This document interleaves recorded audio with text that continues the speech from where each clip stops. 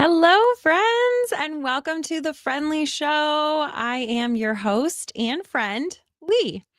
Okay, so Merry Christmas to those of you that celebrate, and for those of you that don't, Happy Wednesday. So I don't know how long this episode is going to be. For those of you that are new to the show, typically what we do is we do like a kind of a quick show in the beginning, and then we open it up to the audience. So you guys become a part of the show. And the reason why I don't know how long today's episode will be is because it is Christmas and I don't know how many of you guys are actually going to be watching live. So that we will see. And at the end of the show, if there are people here, we will be bringing back the lightning round of get to know your friends. So I love doing that, but it won't be as fun if it's just me. So we'll see. All right. I should give the little disclaimer right off the hop that I am not a healthcare professional in any way. So if you are dealing with anything that you think that you should be speaking with a professional, or if you hear anything on this show that you're like, oh man, that really sounds like me, or oh man, that sounds like something that I should try. If it's something that you think that it should be coming from a professional, please go and see whether it's your doctor or your therapist, and discuss it with them. This show is solely intended for entertainment and education purposes. So I'm going to be sharing with you, things that I've been going through, things that I've been learning. And the same thing goes for people in the comments. They are going to be sharing their experiences as well. And it's been a really, really great show. I can't believe we're already on episode 54, which is incredible to me. It's been over a year that we've been doing this. So I'm super, super happy that we're going to be going into another year of the Friend Leigh Show. Okay, so this is the way that we set it up. Every month we have a theme, and then each week we focus on one of the pillars from the Happy Framework to discuss how that kind of intertwines with the theme. This month we decided that we were going to be talking about bullying. It started off that we were going to be talking about it more in the context of kind of kids and bullying in school, and then the more we were talking about it, we were realizing that bullying really is not just a kid thing. It's still happening in adult life. And so we've been using the Happy Framework to look at bullying both while it's happening and the aftermath of, if you've been bullied, how that's affecting you now and how you can use the Happy Framework to kind of help you get through it. So we've talked about health, affection for ourselves, purpose, partnerships, all of that throughout the entire month. And this week, we are going to be talking about how youthfulness can be used to help bullying. So, not help bullying. We don't want to. We don't want to increase bullying, to help with the aftermath and coping with it. So I am going to do our little episode right now. So I'm going to get away from the comments. But as soon as we're done, which is like in the next 10 minutes, we're going to come back, and then any of you guys that are commenting, I'm going to bring them right up on the screen. You're going to become a part of the show. So if you are watching live, hello, and I will be with you in just a moment. If you're listening to this in the replay or in the audio version, I highly recommend that you come to either Facebook, YouTube, or Twitch, and we record live every Wednesday at 7:30 p.m. Eastern, 6:30 Central, or whatever the equivalent is for you. And I would love to see you live with us. Okay, so how can we be using youthfulness to kind of combat bullying? There's quite a few different things that I've put down. I make notes before the show just to kind of give you, especially if you're listening to this in the audio version, you can listen to the first part, get a lot of useful information from it. The second part is a little bit more difficult to listen to because we do bounce between comments and to me. So sometimes it's hard to listen to it in the audio version, but the beginning part of the show should be pretty good for you. So why youthfulness matters. So youthfulness sparks resilience. That's a big part of it. Youthfulness is not an age thing. It's a mindset thing. So, one, if we can kind of cultivate curiosity and playfulness and adaptability, then it's going to make it easier for us to cope with the challenges that come with bullying. Okay. So, we're going to talk a little bit about that. The other thing is that youthfulness promotes mental agility. So, when we have kind of a youthful approach to, being bullied, then we have a different perspective. So bullies really kind of like thrive on fear tactics, on you feeling not good enough, for you feeling like you're isolated, and having this youthfulness, it allows us to come up with kind of creative solutions that we don't feel like we're boxed in by the bully. We're able to see it in a bigger way. And that can be helpful in figuring out how to address this. The other thing is that just by fostering joy and playfulness, then we're able to kind of reduce the negative effects that bullying has. So we will talk a little bit more about that. I've come up with a few kind of tangible tips. That's what I really like to talk about. Things that we can actually do. It's one thing to talk about it and be like, "Oh yeah, that totally makes sense." But if we can't actually like set things in place for us to be able to use these tools, then they're useless.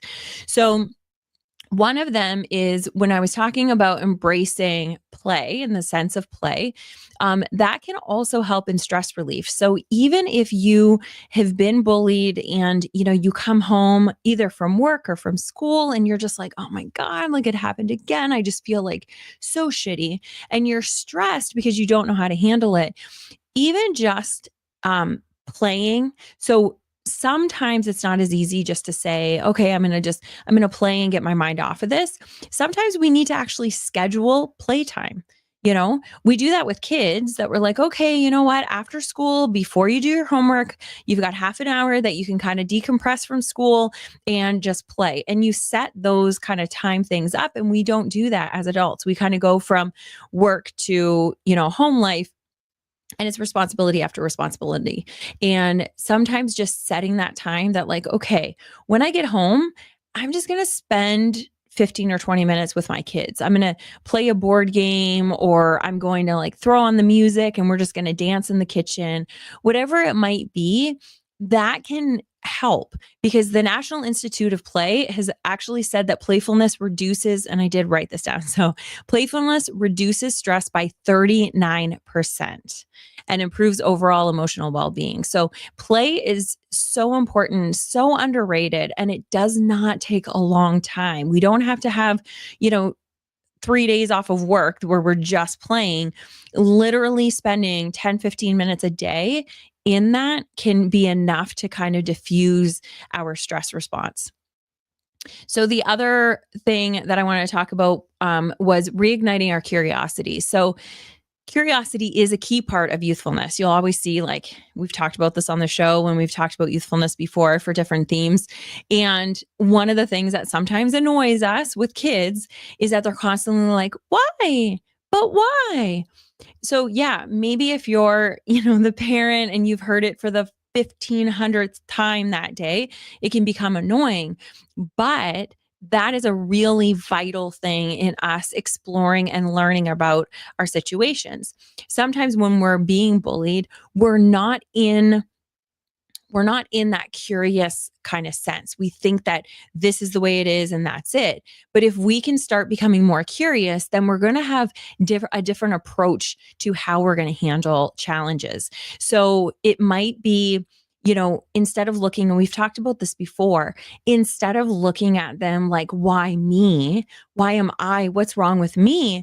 You can get curious and say, why would that person act this way? Why is that person choosing this behavior? Like, get curious about what it is about them that's making them want to behave this way, not taking it personally, but looking at them. And when we're able to do that, we're able to look at them with more empathy, because now it's like, oh my gosh, yeah. And we've talked about this too on the show a lot. Hurt people. If you haven't been hurt in a certain situation, you're not going to hurt other people. It's just not in you. But when you're hurt, you tend to, it's one of the survival kind of mechanisms that we have, is to hurt other people. Misery loves company. And it's a shame. But if that's the case, then if somebody's hurting you, you can be looking at it like, oh man, who hurt you? And be curious about that. The other thing that we can do is start getting curious about, what can I learn from this experience? So if it's bullying that keeps happening, you want to come up with solutions of how to either get out of the situation or how to, adjust the situation. But if it just happened once, we've talked about it. Mel was on the show and she was talking about how there's a difference between being mean and bullying. And so it may even just be somebody was really mean to you, but you can still learn from that experience. So being curious allows us to tap into that.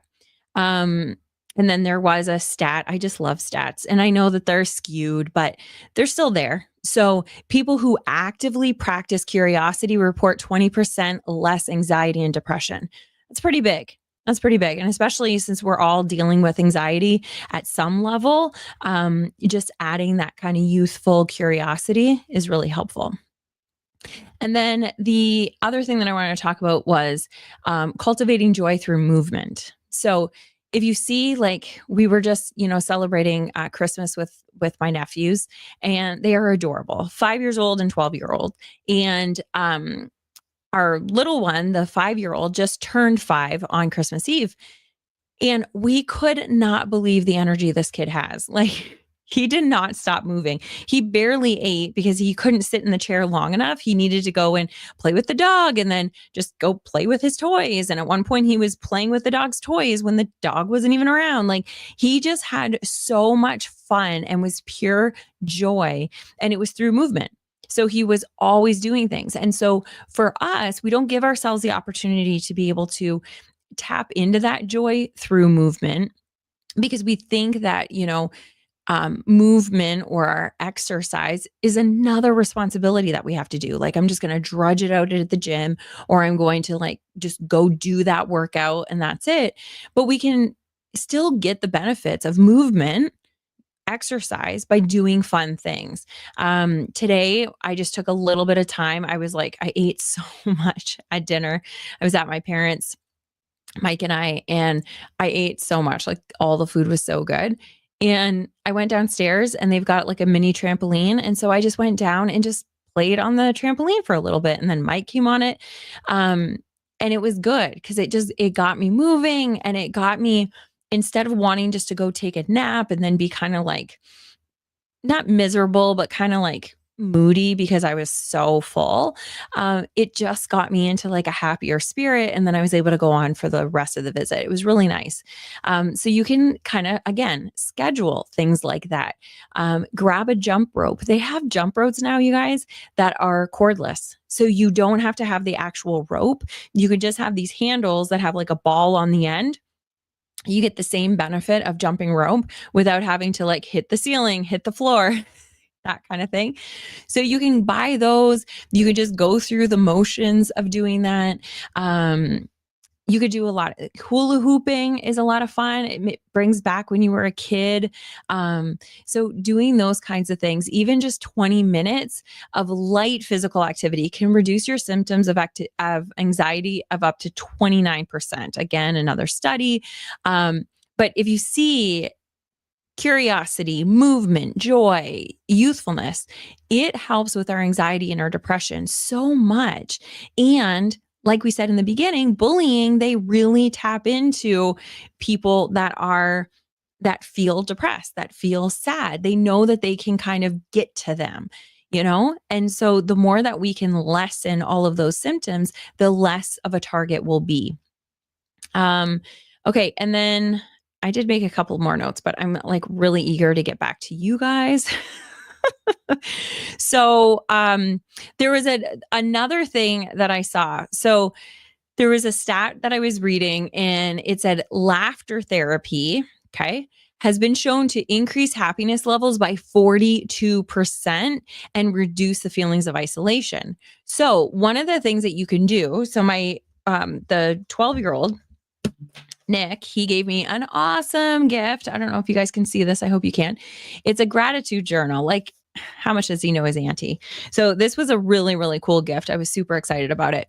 And inside of it, it has like, so in the morning, you say, today I will try to, and you fill in the blank. My daily nature fix will be, and fill in the blank. I'm going to take time to focus on, and fill in the blank. And then you set your positive intention. And then there's a whole exercise for the evening. You do that every single day. One of the things that I'm going to be putting in there, and I'm going to start doing every day, is at the end. So on the evening part, it says one thing that I learned today, and then one thing that I'm most grateful for. I'm going to also ask myself, what was the funniest thing that happened each day? So, really remembering the funniest thing. And so, some days might not have been really funny. But if we can find funny things, I don't know about you, I laugh every single day. There's always something that I'm laughing about. And I'm going to try to really remember that and start journaling on it. Just one thing. What was the funniest thing? And it reminds you to kind of tap into it. And like we've talked about a million times, where we put our focus, our energy will flow to that area. So the more that we're focusing on finding those that laughter and those funny things might be hard in the beginning, but then our brain is going to be like, oh, you want to find funny things? Oh, you want to laugh? Okay, let's get some more things to work on for that. And the more that you focus on it, the more you're going to get, the more laughter you're going to get. And then, like we said, it increases happiness up to 42%, which is like mind blowing. So anyway, that is that. I'm going to go over to the comments so we can start our conversation. But I really want you to start thinking about what really makes you feel like a kid again. What, out of the things that we talked about, what are some things that you'll start incorporating? Even if it's not just about bullying, you may not feel like you're being bullied anywhere, which is awesome. That's what I'm hoping for. But even when you feel like you're bullying yourself, when you're really like just being mean to yourself, how can you get out of your head and into your body and really start like playing and being curious? I'm really, really excited for this conversation. Okay, so let's see. Okay, there's nobody here in the comments. So this may be a very short conversation, which is totally fine.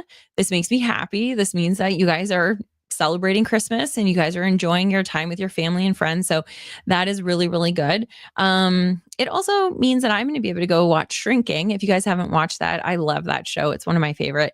And they just had a new episode come out. And so I'm going to watch that with Mike tonight. So I think we actually might wrap up there.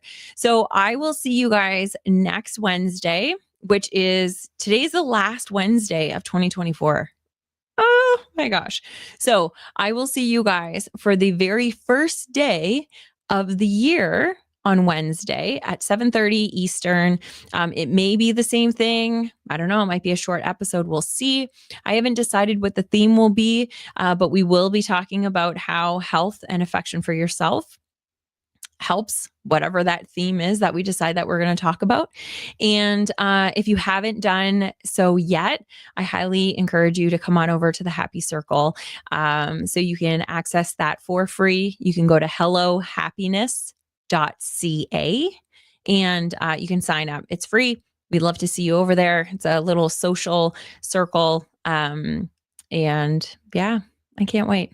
Anyway, have a wonderful, wonderful year. A year and a week is all in the same thing. So enjoy, be safe, and I cannot wait to see you in 2025. I love you. Bye.